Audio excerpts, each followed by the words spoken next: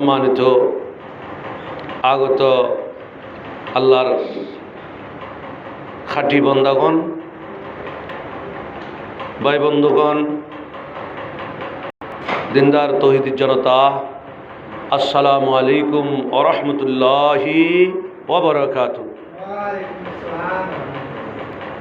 আলহামদুলিল্লাহ। এভাবে আপনারা প্রতিনিয়ত আমল করবেন। সালাম এভাবে দিলে বড় করে উত্তর দিবেন। কারণ পৃথিবীর মধ্যে সর্বপ্রথম যে ইবাদতটি হয়েছিল সেটা হলো সালাম। সুবহানাল্লাহ। এই সালাম আল্লাহ এত ভালোবাসে, সালামকে আল্লাহ এত দেখতে পারে যে সালাম দিয়ে আল্লাহ তাকে সবচেয়ে কাছের মনে করে, প্রিয় মনে করে, আদরের মনে করে। সুবহানাল্লাহ। এজন্য সালাম দিবেন। সাহাবায়ে কেরামরা বাজারে গিয়ে সালাম দিতেন।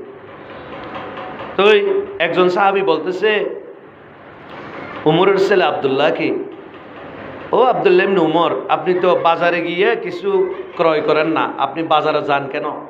আপনি তো কোনো দোকানেও দাঁড়ান না আর কোনো কিছু ক্রয় করেন না, এরপরেও আপনি বাজারে যান কেন? আব্দুল্লাহ ইবনে উমর বলতেছে, আমি বাজারে যাই সালাম দেওয়ার জন্য। সুবহানাল্লাহ। কারণ বাজারে মানুষ পাবো, বাজারে বেশি মানুষ, সেজন্য আমি বাজারে যাই শুধু সালাম দেওয়ার জন্য। সুবহানাল্লাহ। তাহলে কত বড় আমল! আজকে আমরা সালাম ভুলে গেছি। এই মুসলিম জাতি সালাম কত বড় ইবাদত এটা যদি বুঝতো, এবং শুধু পতাকার মধ্যে সালাম সালাম সালাম, সুবহানাল্লাহ। সুতরাং যে আগে সালাম দেয় এটা আল্লাহর কাছে বেশি আদরের। আর যদি সালাম আগে দিয়েও ফেলে আপনারা উত্তর বড় করে দিবেন। সুবহানাল্লাহ। ও আল্লাহর বান্দারা, আল্লাহ তাআলার প্রশংসা, আল্লাহ তাআলার গুণকীর্তন, আল্লাহ তাআলার যে শুকরিয়ার জন্য আজকে আমরা বান্দারা পৃথিবীর মধ্যে বেঁচে আছি। কবরস্থানে যদি ঢুকে যায় আর দুনিয়ায় আসা সম্ভব হবে না। এখন আমরা আসি বিদায়, কবরের কি অবস্থা আমরা বুঝতেছি না। কবর কত বড় একটা ভয়ানক ভয়ঙ্কর জায়গা আমাদের জন্য অপেক্ষা করছে। খোদার কসম করে বলতেছি, কোনো মানুষ যদি কবর আযাব সম্পর্কে দুনিয়ায় তাকে থাকতে দেখতো, সংসার মাইয়া মমতা তো দূরের কথা, সংসার না করিয়া মানুষ পাগল হয়ে যেত। সুবহানাল্লাহ। কবর এত বড় ভয়ঙ্কর কার জন্য? আল কবরু রাওযাতুম মিন রিয়াজিল জান্নাহ আও হুফরাতুম মিন হুফুরিন নার। কিছু মানুষের জন্য কবর হয়ে যাবে জান্নাতের টুকরা। সুবহানাল্লাহ। যারা জুমার নামাজ যথাসময়ে পড়বে, যারা সালাম দিবে, যারা দ্বীন ইসলাম, যারা আল্লাহ রসুলের বিধিবিধান মেনে চলবে, তাদের জন্য কবর হবে জান্নাতের টুকরা। সুবহানাল্লাহ। আর যারা দুনিয়াবি স্বার্থে পড়ে জীবনটা যে এভাবে শেষ করে দিবে যে আমি তো যে আসি, আমি তো এইভাবে চলতে পারবো না, কখনো না। ও আল্লাহর বান্দারা, हमके दर से आए थे और पैर के दर जाएंगे हम, दफे दफे जिंदगी में गौर करना चाहिए। हम के दर से आए थे और पैर के दर जाएंगे हम, दफे दफे जिंदगी में गौर करना चाहिए। जरा सत्यकर ईमानदार, যারা আল্লাহর হাজি বান্দা, যারা আল্লাহ রসুলের আসল প্রেমিক, যারা ওই কবর যাদের জন্য বেহেশতের বাগান রাসূলুল্লাহ সাল্লাল্লাহু আলাইহি ওয়াসাল্লাম যাদেরকে সুপারিশ করবে, ওই বান্দারা বারবার চিন্তা করবে আমি কোথায় ছিলাম, আজকে আমি এই অবস্থায় হয়ে যাচ্ছি। আমি অনেক কিছু দুনিয়ায় দেখেছি, রাত দেখেছি, দিন দেখেছি, দুনিয়ার অনেক কিছু দেখলাম এবং আফত হয়ে গেল, এবং আফত হয়ে গেলাম। যেখানে দোকান ছিল না সেখানে শহর হয়ে গেল, যেখানে শহর ছিল না সেখানে শহর হয়ে গেল, যেখানে দোকানপাট ছিল, বাজার ছিল, সেখানে বন্ধ হয়ে গেল। ও আল্লাহর বান্দারা, দুনিয়ার এই নিয়মের মধ্যে আমার জীবন চলছে। এখন তো আমি আগের মতো নাই। আমি আগে ছিলাম এমন বড় বড় পাহাড় আমি ওঠানামা করতে পারতাম, আমার কোনো বল শক্তি পড়তো না।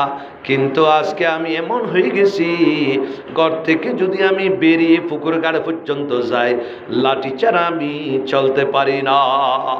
ও আল্লাহর বান্দা, এটা আমাদের জন্য শিক্ষা। চিন্তা করতে হবে, কোথায় ছিলাম, কোথায় আসলাম, একদিন কোথায় যাব। কেজিয়া কার বনো সুদে পরামর্শ রহো, কেজিয়া কার বনো সুদে পরামর্শ রহো, ফিকিরে পরদান করো মাহবি কমে দোষে রহ। আহা, যে চিন্তা করতে হবে যে আমার ভবিষ্যৎ জীবন কোথায়, আমি কোথায় যাব, আমি কি এই পরিস্থিতি থাকতে পারবো, নাকি আমার কবরস্থানে গিয়ে আমার আসল ঠিকানা হবে। সুবহানাল্লাহ। লব্য ছেড়ে ইচ্ছা করে, লব্য ছেড়ে ইচ্ছা করে, কতির দায়ে পড়ব কেন, ভবিষ্যতের চিন্তা ছেড়ে অতীতরে কাঁদব কেন। ভবিষ্যতের চিন্তা করতে হবে যে হ্যারে আমার বাপ, আমার দাদা, আমার যে পূর্বপুরুষেরা এবং মা বোনেরা যেখানে চলে গেছে, আমি সেখানে যাব, সেটা আমার গন্তব্যস্থান। সুবহানাল্লাহ। এই জন্য দুনিয়ার জীবনটা এত সুন্দর করে সাজাতে হবে। এমন জীবন করিবে গঠন, মরণে হাসিবে তুমি, কাঁদিবে ভুবন। এমন জীবন সাজাতে হবে যে জীবনে আপনি মারা যাওয়ার পর, আমি মারা যাওয়ার পর গোটা দুনিয়া আমাদের জন্য কান্না করবে। সুবহানাল্লাহ।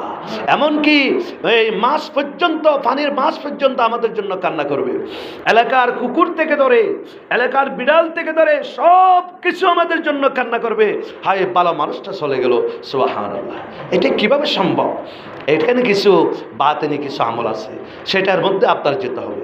গভীর রজনীতে মানুষ যখন ঘুমিয়ে যাবে, তখন আপনি মসজিদে যাবেন, তখন আপনি ঘরের রুম দরজা জানালা বন্ধ করবেন, তখন আপনি আল্লাহ পাক রব্বুল আলামিনের দরবারে 2 রাকাত সালাতুল হাজতের নামাজ পড়বেন এবং কোরআন শরীফ যদি তেলাওয়াত করতে পারেন করবেন। তারপর আপনি সিজদায় গিয়ে বেশি বেশি করে কান্না করবেন। এভাবে আজকে করছেন, কালকে করছেন, এভাবে করতে করতে যদি কাটিয়ে পর্যন্ত আপনি এভাবে থাকতে পারেন, মানুষকে দেখানো যে আমার ইবাদতের মকসদ নয়, আমার ইবাদতের মকসদ হচ্ছে আল্লাহকে রাজি করা। সুবহানাল্লাহ। আপনি যখন সিজদায় পড়ে থাকবেন, তখন জিন দেখবে আপনাকে। আপনি যখন সিজদায় পড়ে থাকবেন মসজিদে, তখন এই পৃথিবীর যে জীবজন্তুগুলো আপনাকে দেখবে, সাপ দেখবে এবং দুনিয়ার সমস্ত জীবজন্তু আপনাকে দেখবে। এরা বলবে এই লোকটাই হলো ভালো মানুষ। সুবহানাল্লাহ। কারণ সবাই তো আল্লাহর সৃষ্টি। ও আল্লাহর বান্দারা, আল্লাহ পাক রব্বুল আলামিনকে না চিনে এমন কিছু নাই। পাহাড়ে বলেন আল্লাহ চিনে, গাছ বলেন আল্লাহ চিনে, মাটি বলেন আল্লাহ চিনে, গাছ বলেন আল্লাহ চিনে, ক্ষেত খামার বলেন আল্লাহ চিনে। কারণ আল্লাহ পাক কোরআন বলছেন সাব্বাহা লিল্লাহি মা ফিস সামাওয়াতি ওয়া মা ফিল আরদ ওয়া হুয়াল আজিজুল হাকীম। আসমান আর জমিনের মধ্যে যা কিছু আছে সব আল্লাহর তাসবিহ পড়ে, আল্লাহর ইবাদত করে। সুবহানাল্লাহ। আপনি বলতে পারেন হুজুর সাপ কিভাবে ইবাদত করে? সাপ আল্লাহ যেভাবে ইবাদত করার জন্য বলছেন, সাপ সেভাবে ইবাদত করে। সুবহানাল্লাহ। একটা কীট পতঙ্গ, মশা, মাকড়, মাছি এবং যে জীব জন্তু, এগুলো কিভাবে ইবাদত করে? আল্লাহ তাআলা তাদেরকে যেভাবে ইবাদত করার জন্য বলছেন, তারা সেইভাবে ইবাদত করে। আমার মুনিবকে না চিনে, আমার মুনিবকে না জানে, পৃথিবীতে সৃষ্টির জাহানের মধ্যে এমন কিছু নাই। জোরে বলেন সুবহানাল্লাহ। এই জন্য ও আল্লাহর বান্দারা, দুনিয়ার মানুষকে যেন আল্লাহ বলে না যায়, দুনিয়ার মানুষ যেন শরীয়তের উপর দায়েম কায়েম থাকে, মালিককে বলে না যায়। এই জন্য আল্লাহ সর্বপ্রথম একটা আল্লাহর ঘর তৈরি করলেন পৃথিবীর নামের মধ্যে। সেই ঘর হলো ইন্না আউয়ালা বাইতিন উদিয়া লিন-নাসি লাল্লাযী বিবাক্কাতা মুবারাকান ওয়া হুদাল লিল আলামিন। নিশ্চয় পৃথিবীর সর্বপ্রথম ঘর হলো আল্লাহর হানে কাবা, যেটা স্থাপন করা হয়েছে মানবের জন্য। কারণ মানব জাতির হচ্ছে আশরাফুল মাখলুকাত, সুবহানাল্লাহ। মানব জাতির হচ্ছে সৃষ্টির সেরা জীব। এভাবে সৃষ্টির সেরা জীব কীভাবে হয় এটা আমি অন্যদিন বিশ্লেষণ করব, আজকে সময় নেই। সৃষ্টির সেরা জীব কীভাবে হয় মানুষ, সেটা অন্যদিন বলা হবে। তবে একটা ছোট্ট একটা উদাহরণ দিলে আপনি বুঝবেন। যেমন কুকুর তার বাচ্চাকে লালন পালন করে, যেভাবে মা মানুষের ছোট শিশুকে যেভাবে মা দুধ খাওয়ায়, কিন্তু কুকুরে সেভাবে দুধ খাওয়ায়। একটা যে মুরগি যেভাবে মানুষ তার সন্তানকে ছোট্টকালে লালন পালন করে, মুরগিও তার বাচ্চাকে সেভাবে লালন পালন করে। কিন্তু এর মধ্যে আসমান আর জমিনের মধ্যে ডিফারেন্স আছে, সুবহানাল্লাহ। মুরগি অতক্ষণ পর্যন্ত মাকে মানে, অতক্ষণ পর্যন্ত মুরগি বাচ্চাকে নিজের পাশে রাখে যতক্ষণ পর্যন্ত সে বড় হয় নাই, যতদিন আল্লাহ বলছেন। কিন্তু এরপরে বাচ্চা আর মার মধ্যে পরিচয় থাকে না। যেমন রাতা মাকে দৌড়াই, জোরে বলেন নাউজুবিল্লাহ। আর কুকুর যখন বড় হয়ে যায় তখন মাকে দৌড়ায়, তখন মায়ের মধ্যে আর বাচ্চার মধ্যে সম্পর্ক থাকে না, কারণ এ আর আমার মা এটাতে চিনে না। কিন্তু মানুষ যত ধনী হোক না কেন, গরিব মা যদি কারো ঘরে কাম করে খায়, কিন্তু 100 বছর পরেও যদি 80 বছর পরেও যদি বুঝতে পারে এটা আমার মা, এভাবে কোলে কাঁধে নিয়ে মায়ের জন্য কান্না করে, সন্তান মাকে ফেলে দেয় না, সুবহানাল্লাহ। তাহলে পৃথিবীর মধ্যে যত জীবজন্তু আছে, কোন জীবজন্তুর মধ্যে এরকম ভালোবাসা আজীবন নেই। এমনকি মরণের পরও মার জন্য, বাবার জন্য, গোষ্ঠীর জন্য এবং এলাকার জন্য, মানুষের জন্য, সমাজের জন্য মানুষেরা কান্না করে, সুবহানাল্লাহ। কিন্তু জীবজন্তুরা এভাবে কান্না করে না। তাহলে প্রমাণিত হলো মানুষ হলো আশরাফুল মাখলুকাত, সৃষ্টির সেরা জীব, সবচেয়ে জ্ঞানী প্রাণী, সুবহানাল্লাহ। এই জন্য আল্লাহর বান্দারা, আল্লাহ পাক রব্বুল আলামিন এই ঘর তৈরি করলেন, কারণ এই ঘরের মধ্যে যখন সারা বিশ্বে মানুষেরা গিয়ে লব্বাইক আল্লাহুম্মা লব্বাইক বলে ডাক দিবে, নামাজ পড়বে, ওই ঘরের মধ্যে আল্লাহ যে একজন আছে, আল্লাহ যে আমার বিচার করবে, আল্লাহর কাছে আমি যে দুনিয়ার জীবনের হিসাব দিতে হবে, এটা আমরা ভুলে যাব না, সুবহানাল্লাহ। এজন্য আল্লাহ পাক রব্বুল আলামিন প্রথম একটা ঘর তৈরি করছে, সেটার নাম হচ্ছে খানায়ে কাবা। কি নাম? খানায়ে কাবা।